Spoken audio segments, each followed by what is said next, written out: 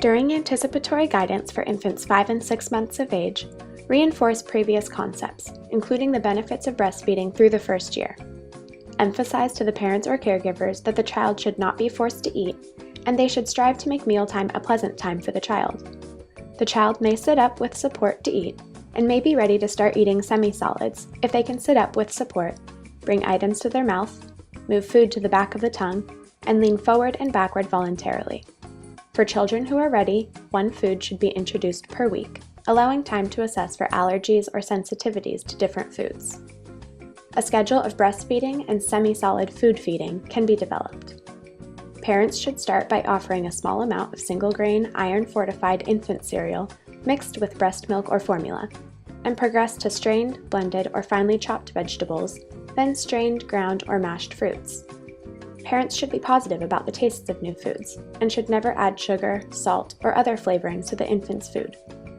1 to 2 meals of strained or pureed foods are sufficient at this age, and should be offered in small amounts.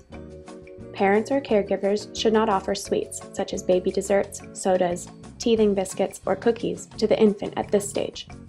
At this time, parents can begin to teach the baby to drink from a small cup, using breast milk, formula, plain water, or diluted fruit juices made from 1 part juice to 1 part water. As a reminder, children should not be allowed to sip on a bottle or sippy cup continuously. This can lead to baby bottle tooth decay, a pattern of decay in the primary front teeth. Potentially allergenic juices such as orange juice, sugary drinks like Kool-Aid or soda, and cow's milk should not be offered. Finally, assess the dietary adequacy of calcium and iron and test for lead poisoning. If lead levels are between 2 and 10 micrograms per deciliter, counsel on lead poisoning prevention. Diet is an important way to minimize the amount of lead absorbed into the body. Assess formula or water as potential sources of lead, among other sources.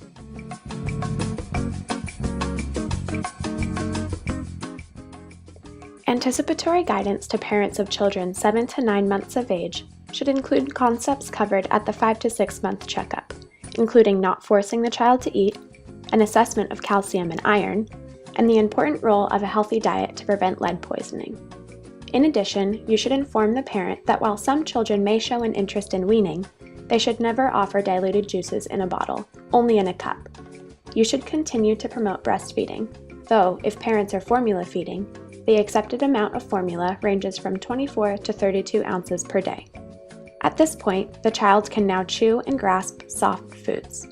Parents should provide a variety of fruits and vegetables each day. They can start with easy-to-mash foods and finger foods, such as peeled soft fruit like banana slices, or toast, soft tortillas, cooked pasta, cheese cubes, and dry cereal. They can then add strained or pureed meats, beans, cottage cheese, plain yogurt, cooked egg yolk, and tofu. Progress to ground meats and mashed beans.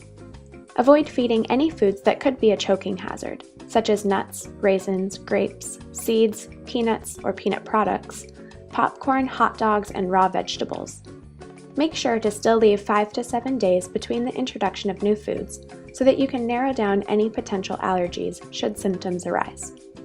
Parents should include solid foods in the diet for 2 to 3 small meals per day.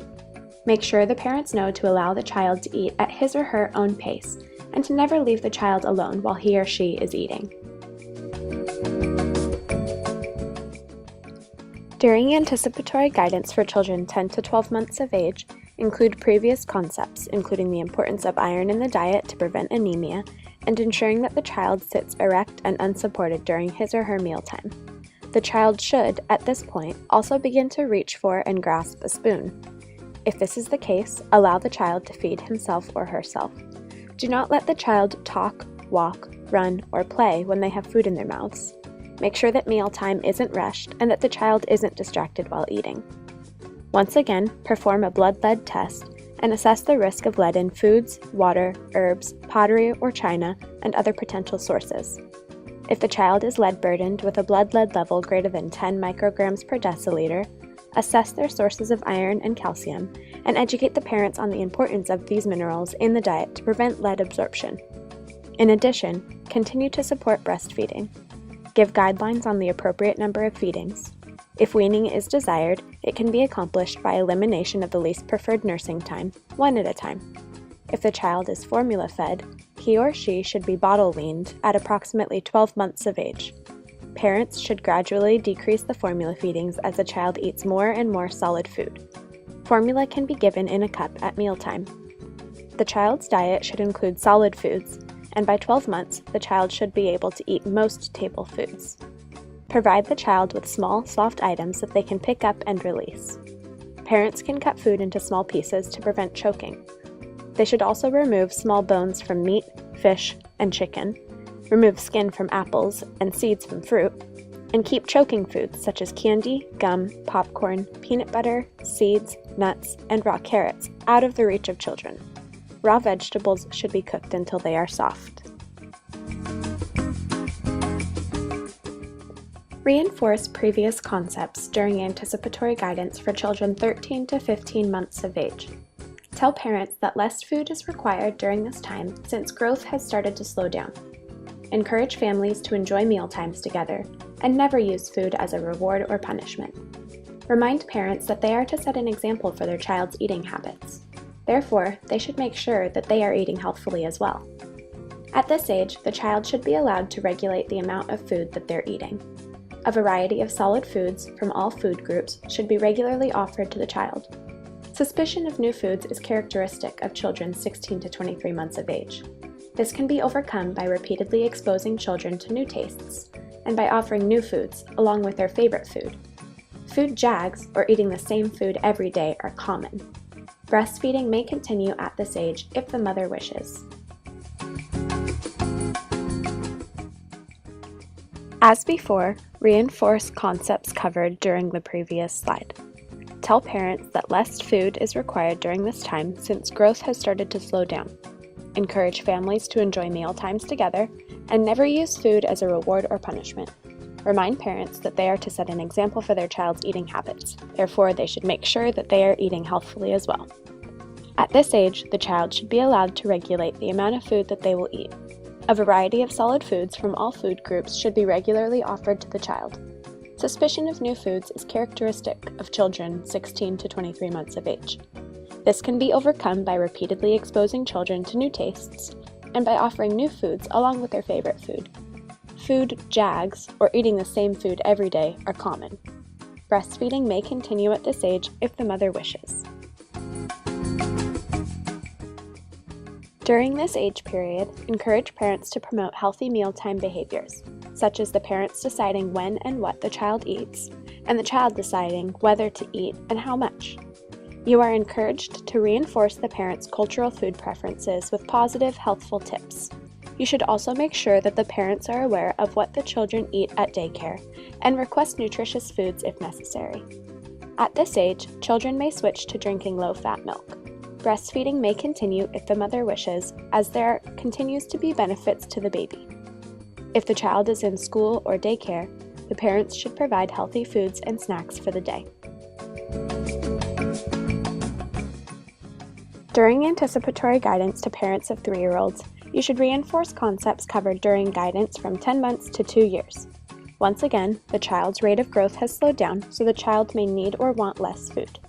Variability in food and energy intake is normal and acceptable.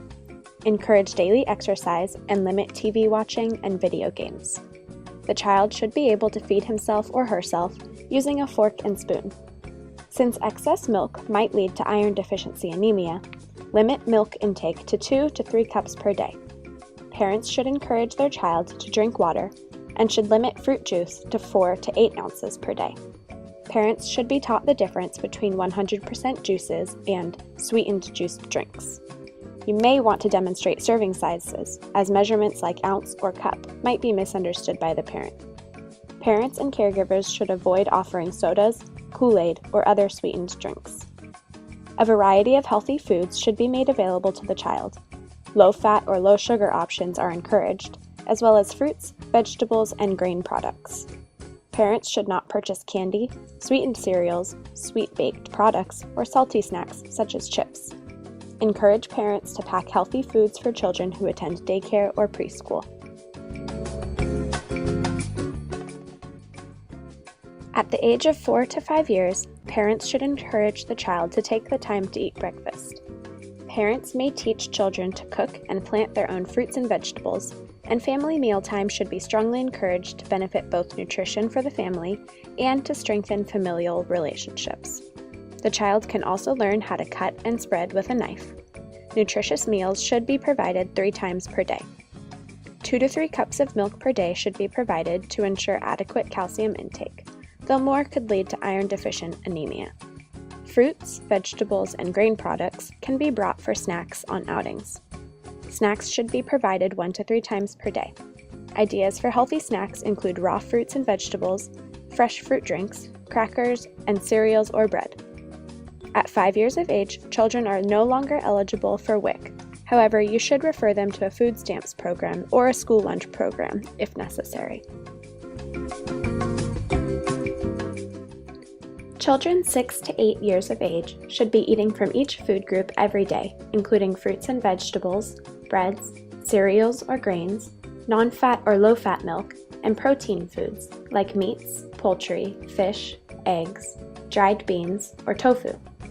Encourage parents to sign their kids up for aerobic sports, such as swimming, running, track, or soccer. Parents can also play ball and other outdoor games with their child. Children who are participating in sports should make sure to consume enough fluids, particularly if outdoor temperatures are elevated. Finally, snacks and meals should be culturally acceptable and nutritious. Discuss possible substitutes for families with special cultural needs. Refer children to a food stamps program or a school lunch program if necessary. Anticipatory guidance for children 9 to 12 years of age should reinforce concepts covered in the previous anticipatory guidance. Include the importance of food groups, aerobic sports and playing outdoors, and ensuring adequate fluid intake. In addition, you should discuss rapid growth and growth spurts during this age and the subsequent need for essential nutrients such as proteins, vitamins and minerals, and all while being low in fat. This is particularly true if the child is involved in sports. Fluids are important to children who are exercising a lot, and up to 3 cups of milk per day are encouraged to build strong bones and teeth. Parents should understand that friends will have a strong influence on food choices, though the parent still controls what the child can and cannot eat. Exercise should be encouraged at least 3 times per week, and, if it's possible, the child should have a garden and learn to cook. Parents should also be encouraged to limit their child's screen time. These children can still be referred to a food stamps program or a school lunch program, if necessary. During anticipatory guidance for children 13 to 20 years, it is important to address the teen as an individual. The parents should also hear this information, but make sure you are delivering the message in a way that it will be well received by the teenager. Healthy mealtime behaviors are encouraged for this age group. The parent should still buy and provide what the child eats, and the child will decide whether or not to eat and how much. Breakfast choices can be provided for teens to make their own food. Regular nutritious meals should be paired with family sharing time. Parents should be open and supportive of their teens about their concerns regarding their weight. It's important for parents to emphasize that they accept their children for who they are, regardless of their weight or appearance. Parents should also be alert to fad dieting, binging, anorexia, bulimia, and other eating disorders. If you recognize the signs of these disorders during the exam, refer the child to a medical professional specializing in diet therapy or an eating disorder clinic. You should also review food groups with teenagers. Review their sources of calcium, protein, and iron, and encourage intake from each food group. 5 servings of vegetables and fruits per day, in addition to breads, cereals or grains, non-fat or low-fat milk, lean meats, poultry, fish, eggs, dried beans, peas, and tofu. Encourage families to limit their intake of high-salt, high-fat, and high-calorie snacks. Parents should provide foods that are high in protein and low in fat and carbohydrates. If necessary, refer the teen and their parents to the appropriate weight management program. Encourage aerobic sports, such as swimming or soccer or any type of exercise. Discourage steroids or sports supplements. Children at this age can still be referred to food stamps or school lunch programs.